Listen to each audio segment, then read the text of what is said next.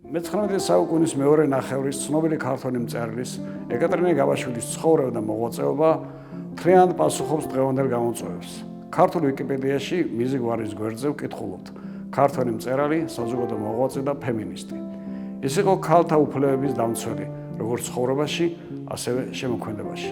ამ მიმართულებით სხვებთან ერთად მის დამსახურებადაც უნდა ჩავთვალოთ, რომ საქართველოს პირველი დემოკრატიული რესპუბლიკის კონსტიტუციის 39 მუხლში ჩაიწერა სიტყვები ორივე სქესის მოქალაქეთა თანასწორობის შესახებ, ხოლო დაფუძნებელი კრების არჩევნებზე პარტიების საარჩევნო სიებში 20-ზე მეტი ქალი იყო დასახელებული. მათგან 5 საქართველოს დამფუძნებელი კრების წევრი გახდა. ეკატერინე თარხნიშვილი გაბაშვილი 1851 წელს კასპის მუნიციპალიტეტის სოფელ ახალქალაქში დაიბადა. მისი მშობლები იყვნენ რევაზ თარხნიშვილი, თარხან მოურავი და სოფიო ბაგრატიონ დავითაშვილი. იმ დროისთვის საკმაოდ განათლებული ადამიანები, რომლებიც თავიანთი შეხედულებებით ლიბერალური მიმართულების თავდაძნაურობას ეკუთვნოდნენ. თბილისში გერმანული კერძო სკოლის და ფავრის ქალთა პანსიონის დასრულების შემდეგ ეკატერინე იძულებული გახდა უსახსრობის გამო უმაღლეს განათლებაზე უარი ეთქვა და გორში, მამის ოჯახში დაბრუნებული იყო. აქ მან კერძო მასწავლებლობა დაიწყო და უსასყიდლოდ ამეცადინებდა ბავშვებს. მისმა შინაურმა სკოლამ იმდენად გაითქვა სახელი, რომ სკოლის გახსნის აუცილებლობას დადგა. ეკატერინეს დიდი მოწინააღმდეგობით და გორის საზოგადოების თანადგომით ქალთა სამრევლო სკოლა დაარსდა, რომელშიც ეკატერინე გაბაშვილმა როგორც ახალგაზრდა მასწავლებელმა გააგრძელა მოღვაწეობა. გორის სამრევლო სკოლაში აღიზარდნენ შემდეგში ცნობილი მსახიობი ნატო გაბუნია და ჟურნალისტი და საზოგადო მოღვაწე მარიამ დემურია, ასევე სხვებიც. 1871 წელს ეკატერინე დაქორწინდა ალექსანდრე გაბაშვილზე და ოჯახური მდგომარეობის გამო 10 წლის განმავლობაში იგი სრულად ჩამოსცილდა აქტიურ საზოგადოებრივ და ლიტერატურულ საქმიანობას. დღიდან გათხოვებისა დაიმარხა მთელი ჩემი ოცნებანი, კეთილშობილური ზრახვანი, გამუდმებულმა მშობიარობამ და მათმა აღზრდამ ნამეტნავად კი სიკვდილმა ერთობ გამანადგურა ამობდა მწერალი წლების შემდეგ. 1880-იანი წლებიდან ეკატერინე კვლავ გამოჩნდა ასპარეზზე, ახალი ვრცელი მოთხრობით რომანი დიდახევში. ამ რომანს მაღალი შეფასება მისცა ილია ჭავჭავაძემ. ამას მოჰყვა სხვა მოთხრობებიც, რამაც სახელი გაუთქვა მას როგორც მწერალს. ქართული ლიტერატურის ორი უმნიშვნელოვანესი მიმართულების, თერგდალეულთა და ხალხოცნების ურთიერთობისა და ბრძოლის გავლენა მკვეთრად აღიბეჭდა ახალგაზრდა მწერლის მხატვრულ შემოქმედებაში. ეკატერინე გაბაშვილი იყო ერთ-ერთი დამაარსებელი ქართულ ქალთა საქველმოქმედო საზოგადოებისა, რომლის მეშვეობითაც 1895 წელს საკუთარ სახლში გახსნა ჭრაკერვის სკოლა, სადაც ღარიბ და ობოლ გოგონებს უსასყიდლოდ ასწავლიდა წერა-კითხვას და ხელსაქმეს. მწერალი ხშირად აქვეყნებდა წერილებს და ნარკვევებს ქალთა საკითხების, განსაკუთრებით კი განათლების შესახებ. აქტიურ მონაწილეობას იღებდა საბავშვო ჟურნალების ნობათის, ჯეჯელისა და ნაკადულის დაარსებაში. იღვწოდა სახალხო ბიბლიოთეკების დასაარსებლად. წერილის არაერთი ტექსტი ეძღვნება ქალთა უფლებებს და მის როლს ოჯახსა და საზოგადოებაში. სწორედ აღზრდისა და განათლების საჭიროებას მისი პერსონაჟი ქალები ხშირად ცხოვრებისგან ჩაგრონი არიან ან საზოგადოებისგან გარეყოლნი.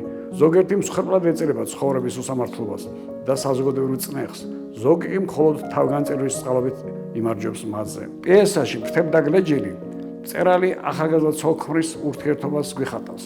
საუბრობთ ეს პიესა ავტობიოგრაფიული უნდა იყოს, რადგან ცოლი ქეთო აქაც მწერალია. მაყურებელი მას პირველივე სცენიდან შემოქმედებით პროცესში ეცნობა, რა მშვენიერი ხარ გაზაფხულო, რა ტკბილი და მყუდრო, ფაქიზი, ნარნარი, არანც თუ კაცის თვალსა და გულს, თვით ფრინველთაც კი სიხარულით ავსებ და სიყვარულით აჭიკჭიკებ. თუმცა მისი რომანტიკულ განწყობას არ ღვევს ჯერ მოახლე მელანია, რომელიც ატყობინებს, რომ სახლში შაქარი გამოილია, ხოლო შემდეგ მეუღლე ნიკო, რომელიც სამსახურში მიდის და ჯოხსა და ყელსახავს ვერ პოულობს. სიტუაციას ამძიმებს ერთი მხრივ რედაქტორის როსტომის გამოჩენა, რომელიც ქეთოსგან ახალ მოთხრობას ელოდება.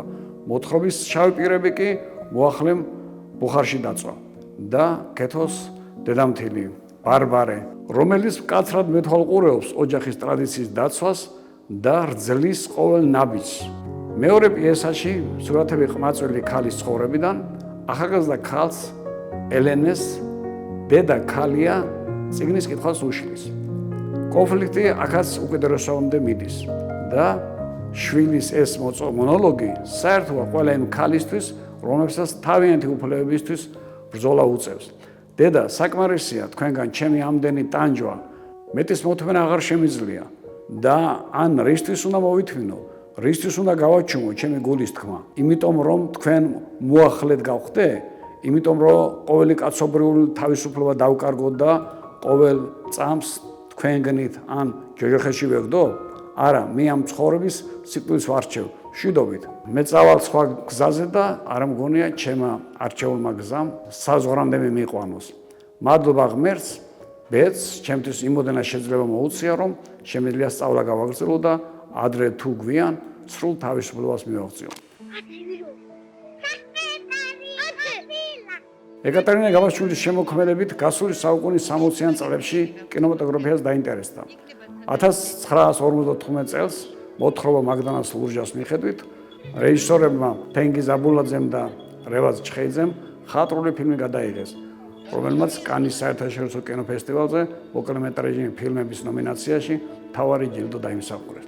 და მაინც ეკატერინე გაბაშვილის შემოქმედებაში მარგალიტივით ბრწყინავს ერთ-ერთი საუკეთესო ნიმუში ნოველისა თინას ლეკური.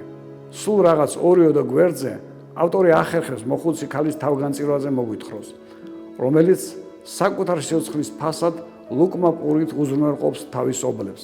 ზოგჯერ მკითხველისთვისაც აუცილებელია იმ შემოქმედებითი გზის წარმოდგენა, რომელიც ავტორმა მხატვრული ტექსტის შექმნამდე გაიარა, რათა სრულად ჩაწუდეს ოსტატის ხელოვნებას და ზოგადად ხელოვნების ნიშნულობას. ვიდრე ავტორი თინას გულის მესაიდუმლე და მისი ცხოვრების ერთი ეპიზოდის მთხრობელი გახდებოდა, შესაძლოა სადღაც მდიდართა წვეულებაზე მან მართლაც იხილა მოხუცი მოახლე ან გლეხის ქალი და მისი საბედისწერო ცეკვა დამცირთა მხერულების ფონზე და მისი ტრაგიკული აღსასრული. ან იქნებ ყველაფერი ბედნიერად დასრულდა და გულუხი ბატონებისგან აწყალობების შაბაშის ფულით მოხუცმა თინამ ცხოვრების პირობები გაიუმჯობესა.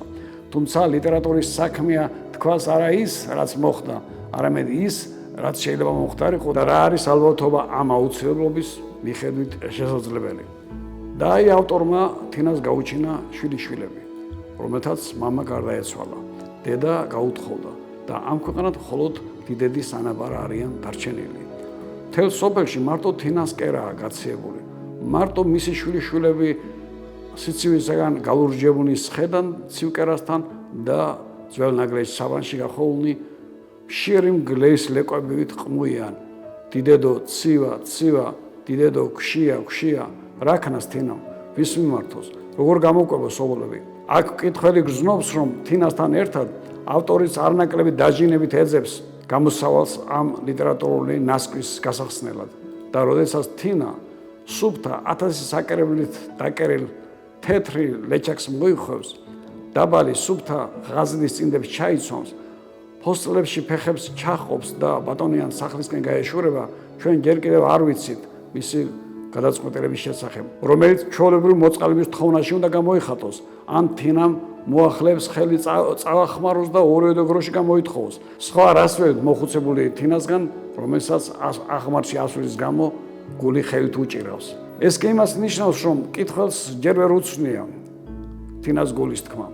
ვერ წარმოუდგენია, რომ მოხუცი გლეხის ქალი გაბედავს და მოზოიმე საზოგადოებას ტოლივით შეერევა. საერთო სიცილ ხარხარში ყმაწვილი მოცეკვავეს გამოეთამაშება და ძველებურად ბუქნით ჩამოუვლის. აქ ყურადღება უნდა მივაქციოთ იმასაც, რომ თინა მოწყალებას არ ითხოვს. ის თავისი ადამიანური ცხოვრებით წარსდგა მაღალი საზოგადოების წინაშე, წარსდგა ღირსებით და თავისი განვლილი წლების საფასური მოითხოვა. მისი ცხოვრება კი რეტროსპექტივაა ღრმა სიბერიდან ახალგაზრდა მშვენიერი პატარძლის პორტრეტამდე. შემდეგ მოხდა ის, რომ ამ ბრწყინვალე ნოველამ ინტერტექსტუალობა შეიძინა. თინას ლეკურიში აღზრული მცირე ამპლიტუდის ხევები ჯერ ნიკოლოზ თიფაინძის პროზაში შელოცვა რადიოთი, ხოლო შემდეგ ჩვენი ცხოვრების რეალურ ცხოვრებაში ქარიშხლად გადაიზარდა. ასე იქცა თინას მხატვრული სახე ელი გორდელიანის ძალზე რთული პერსონაჟის შთაგონების წყაროდ. რადგან ელის გველებთან ცეკვაც ისეთივე სასოწარკვეთილი ნაბიჯია, როგორც თინას ლეკური. საგულისხმოა, რომ არც ელი ითხოვს თბილისში წაყვანას. მას უნდა რომ ეს დაიმსახუროს, უნდა დავიმსახურო. ამიტომ ელის მოთხოვნა წამიყვანე თბილისში, ისევე ისმის, როგორც მაღალი საზოგადოების სურვილი თინას ლეკურში მოწყალება ობლებს. თინას ნათლობის სახელი თინათინია, ელის ელპიდა. ორივე მათგანი უთუოდ გრძნობდა დიდედას ლოცვებში ჩაკარგული ამური ძველებური სახელთან კავშირს და შეეძლოთ დროის ამ შორეული გადმოსახედიდან მოეთხოვათ ქართველი ქალის მიერ დამსახურებული არჩევანის გამოხატვის თავისუფლების ნება. ქალთა უფლებების დაცვის ეს შესანიშნავი ტრადიცია ეკატერინე გაბაშვილმა დაამკვიდრა ქართულ ლიტერატურაში.